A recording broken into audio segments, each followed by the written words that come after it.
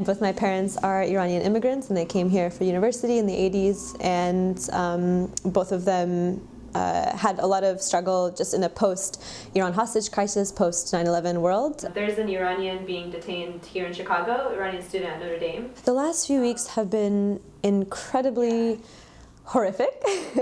I think it's so terrifying to actually fear for the lives of your family and so many people who you care for. This past week, I think I slept one night.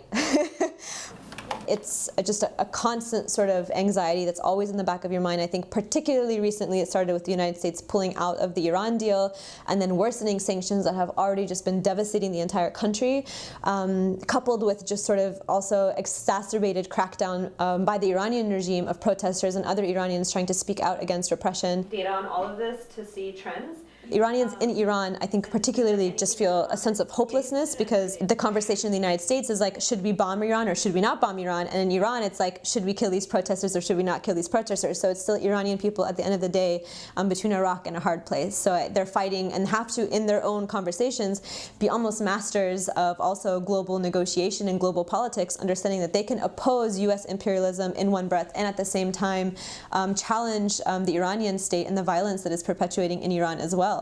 Iran is so much more than its borders, and people are so much more than the borders as well.